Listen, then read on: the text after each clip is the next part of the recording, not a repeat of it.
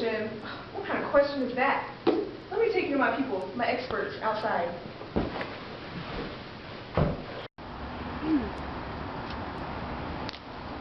Where is my squad? Where they at though? Right here. Alright, look. I had a little bunny come to me. As you know, I'm Sal. Sal the Science Gal. Okay. And he wanted to know about evolution. Evolution. It's a very interesting topic, and I told him I have experts. You do. So can you tell me what a gene is? Alright.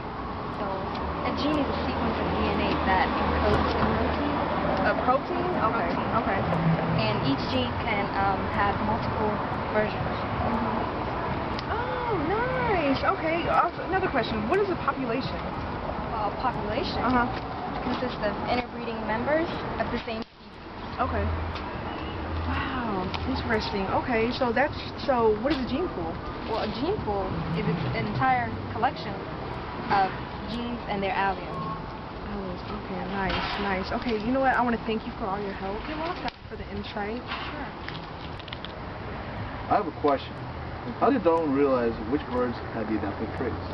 Well, he observed individuals in species, and if more of them were born and can survive, then the competition will determine which ones will be able to live long enough to reproduce. Nice. Okay. Mr. Bunny, are you done? Any more questions? Okay, final question. For natural selection, after Darwin's findings, what did he write? He published a book called The Origin of Species by the Means of Natural Selection or Preservation of Favored Races in the Struggle of Life, and that book was published in 1859. That's very interesting, guys. Next, I would like to introduce Maren. She's going to help us a little bit more of reproduction. Sure. Okay. So, how does adaptation enhance reproductive success? The variation inherent in each species means that some individuals in each population are better than others. Okay. At obtaining nutrients and water, and avoiding predators, and also tolerating temperature changes and attracting mates or reproducing. Okay, nice. So how does natural selection eliminate adaptive phenotypes? Well, this is done by weeding out individuals with poorly adapted phenotypes. Natural selection indirectly changes allele sequences in a population. Okay, nice. Okay, that makes sense. So, thank you for your information. You're welcome. I hope it was helpful. It was very helpful. Next, I would like to introduce a beautiful girl named Kylie. So, come follow me. There you are. Hi. How are you? I'm good. How are you doing? I'm so great. I'm here today to ask you, how does natural selection mold evolution? Well, the first thing I want to bring up is that I believe that natural selection's so-called goal is to lead even more perfect organisms. But if that was the case, the majority of our species would still exist today. Oh, okay, so I'm always hearing this term of survival of the fittest thrown around, but I don't know what it means. Well, not many people know the true meaning of this term. Natural selection is many times called the survival of the fittest. But this phase is not completely accurate. The word fitness in everyday life means an individual is in the best physical shape. But in an evolutionary sense, fitness refers to an organism's genetic contribution to the next generation of organisms. Well then, now I know. Thank you so much, Kylie. No problem. I really appreciate all the Anytime. information. Thank you so much. Okay. You guys, that was just so much information I got taken. My feet are tired, my brain. Let's take this inside.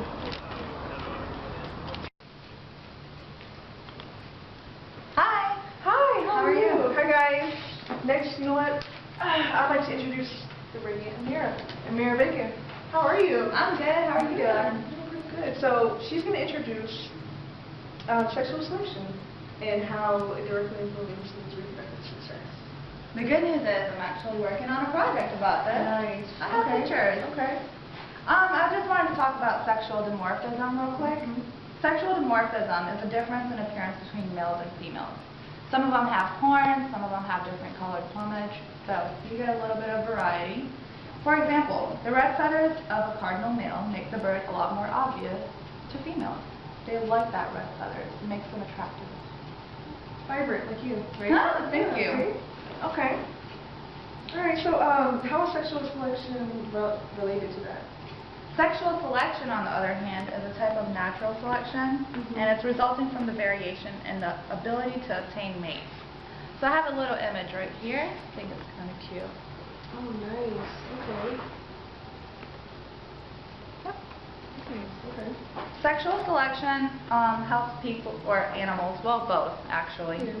because the showy plumage of a male cardinal is more preferred, so that kind of increases his chances. A more muscular guy can have more mates, kind of like that. Okay. So what is the difference between intrasexual selection and intersexual selection? Well, intrasexual selection is when members of one sex compete within each other for that female, similar to this photo. Fierce. Okay. And then intersexual selection is when, sorry. Don't worry about it. Okay. I'm just working on this project. So Okay, pretty fresh. that's understandable. Okay. When members of one sex simply choose their mate, so they just kind of, oh, I'm just going to go find her, and then I'm going to hump her. Oh, okay. And similar to babies. this photo. Yep, they just make random babies. Okay, okay, cool. And then I want to talk about evolutionary origin of natural selection, sexual selection. Okay. No one knows why these ornaments and this difference in physique kind of helps them make more mates. It used to be where everyone just humped and that's the end of that. But nowadays it's like it's evolved to the point where everyone kind of has to show off. More physical. More physical kind of gets you where you need to go. Similar to this photo. Oh, I'm sorry, that's the wrong one. Similar to this photo in regards to human beings. Oh, there you go. The more physical attraction there is, the more you're optimistic about finding a strong and More strong. yeah, exactly. Okay, awesome. Okay, all right, well, thank you. You're so very much. welcome. Thank That was you for very having me. informative. No Thank problem. Woo, Hi, what a how are day. you? How are you? Good, it's so nice to Jackie, see you. Amber, of course. So good to have you. Thank you All for right, having me. Of course. So you were here to talk about how evolution is inevitable in real populations. Yes. Correct? Okay. All right, so what is evolution? Well, evolution, to answer your question, is the change in allele frequencies. So one allele's frequency is calculated as the number of copies of that allele, and then it's divided by the total number of alleles in that population. And we can sometimes use known allele frequencies to derive other genotype frequencies. And each genotype frequency is the number of individuals with that genotype, and then it's divided by that total size of that population. Oh, nice. So that's how that works. Okay, so why are allele and genotype frequencies so important? Well, they're important because allele and genotype frequencies determine the genetic characteristics of a population. So the shifting alleles in the population are the small steps of change that collectively drive like evolution. So basically that is what evolution is. Okay, so that's totally different from phenotype. Right. Right? So Okay, that's the cool. same thing. Okay, cool. Nice. So, what about the Hardy-Weinberg theory? I heard some things about that. Can you elaborate on that? The Hardy-Weinberg equilibrium, I can answer that one. Okay, nice. All right. Okay. It was proposed that the expression P plus Q equals 1 could represent the frequency of both alleles for a gene in the population of diploid organisms. Nice. Everyone got that? Nice. Okay. Okay. But Oh, only okay. if the only two alleles existed for that gene. Nice. Thank Okay. you. So, what's so significant about this proposal? Well, the Hardy-Weinberg equilibrium allele frequencies can be used to calculate genotype frequencies. So it all just comes together. Comes together in one. Okay. Nice. Okay. So what are some things that disprove his theory? Well, the thing about the Hardy-Weinberg equilibrium is it's all theoretical because real populations violate pretty much all the assumptions of Hardy-Weinberg equilibrium. It's not like a real thing because real populations all change always. It's inevitable. So. Inevitable. Okay. All right. Well, thank you for your expertise, Jackie. It was Thank very you. Nice having you. It was nice so, seeing of course, you you're again. part of my bio squad. So. Right, squad? There you go. Whew. How you doing? What How are will it be? you? I'm great. What will it be? Actually, it's just been a long day, so I'm going to put my hair down, and And, wait, I don't know what you got. Yeah, chocolate. Coffee. Let me get one, please. One hard one. Oops.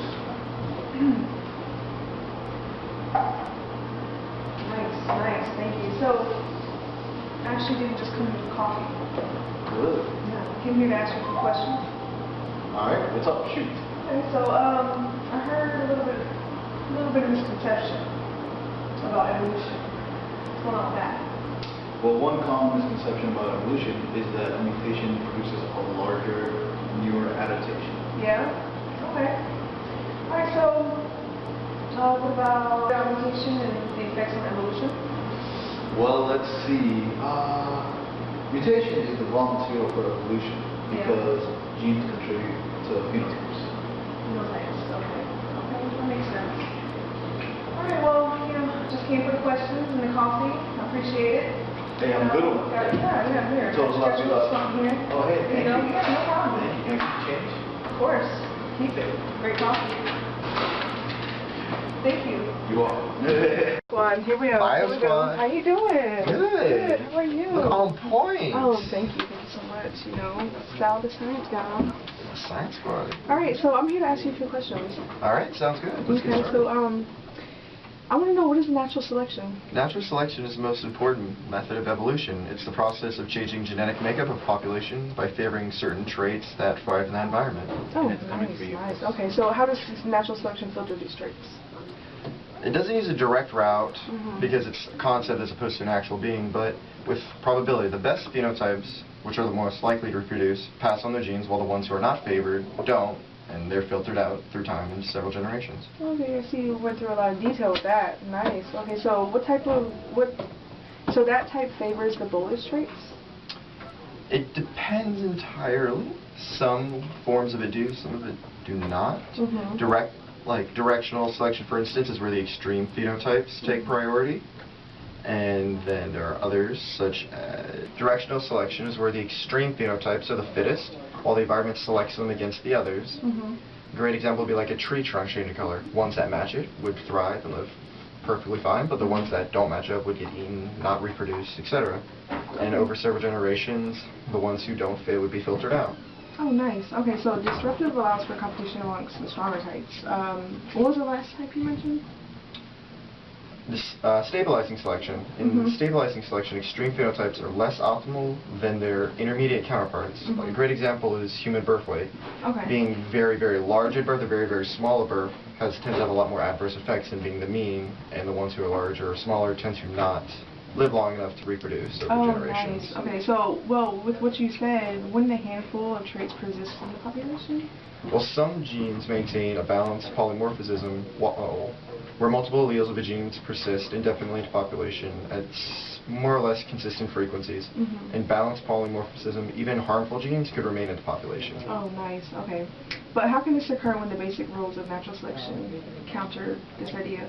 With heterozygote advantage. This occurs when an individual has several alleles for a gene, while another has two or more that are the same. Okay. Sickle cell disease is a fantastic example of this. If you're homozygous to this, you're going to have, your proteins won't fold properly, so you tend to have sickle. All your cells will be sickle, which will have adverse effects and probably kill you. While if you're heterozygous, you'll have a mix, so you'll have less adverse effects and you'll generally be healthier. Okay, nice. Okay, thank you for all the information. All right, of course. No Thank problem. you. Have a great day. Bye, Chris. Have a good day. So my next victim is Haspo. Hey. How are you? Good, how are you? Good. I haven't seen you in a minute. I know. Bio Squad. Hey. Okay. So first I want to ask you, what's directional selection?